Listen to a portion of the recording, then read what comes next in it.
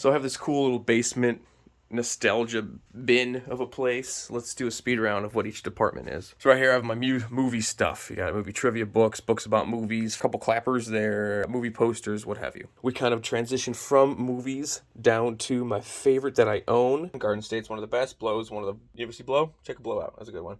From documentaries to best westerns to good trilogies to my all-time favorite movies. Next to that, we have computer games, old and new. We got Atari, old school games, handhelds, boom, boom, boom, old in the box, nice. Transitions us into other video games, things in boxes, Nintendo, Super Nintendo, N64, and so on from there. These are all just kind of games. They have their own department by category. All the games that I buy are not at face value. Always buy them substantially below face value because I think it is cooler to obtain things that you collect by collecting them and not just like seeking them out on eBay. No, I'm not putting it down. If that's what you do, that's what you do. And then Pokemon. Now this shelf is more dedicated to westerns. Here's some western books. I really brushed over this section.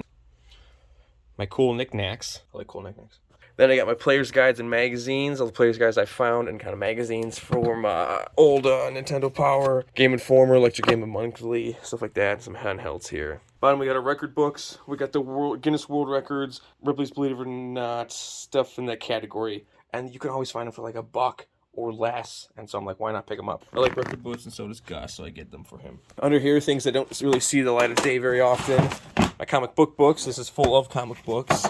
From Avengers to Fantastic Four, old and new, Superman, a whole bunch of comic books in there. Full disclosure, my comic books, I'm not gonna lie, when growing up and I got most of those, they were literally like, this comic book looks cool, I'm gonna grab it. Not like, this one's valuable or this one's worth a lot more money than this. It was $1 a book, but like I had recognized the character and I'm like, yeah, I'm on board with that, I'm gonna grab it. That's how my comic book collection came together. Also, things in here are random photography books, weird dinosaur things, magazines.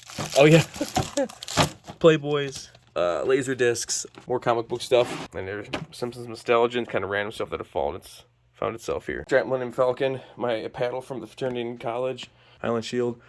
This is Chewbacca, my dad did this. My CRT TV setup. Then we have my library. One of my favorite things about my library is the variety books. Mitch Albom books. There's like survival books and things. I like these graphic old covers. Some are really old. Some are real nostalgic, like scary stories and stuff like that. Some are from my childhood. I enjoy books and I like what they stand for. Here, for example, Fast Food Companion from 1988. Weight Watchers. If I like how a book either looks or if I know that, you know, something wicked this way comes, that's something I want to have. Or those are the kind of books I hold on to.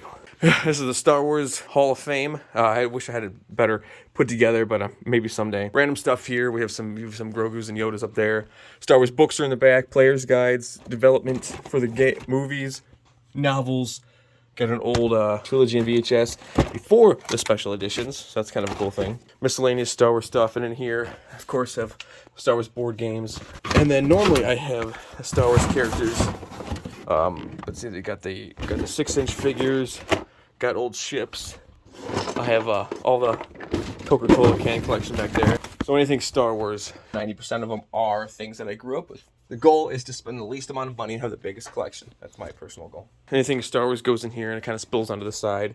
We have Land of the Lost, Dinosaur, Darth Vader, of course. You got your Goosebumps books here, a couple Pez dispensers, and that works, of course. Under that, we have this Hulk that I drew in 2003, so it's almost 20 years old, and my bin of controllers from everything you can possibly imagine. There's my Pete Cool wall. It's got all my stations from all my consoles, from VCR to we got the old Atari, PS1, up through 4, Xboxes, all the fun stuff. You can see what it is. Well, the system's all hooked up. You can play every single one of these whenever you want. It's of course not, I did impromptu video, so I haven't cleaned up the cords and whatnot, but this is how it looks pretty much all the time.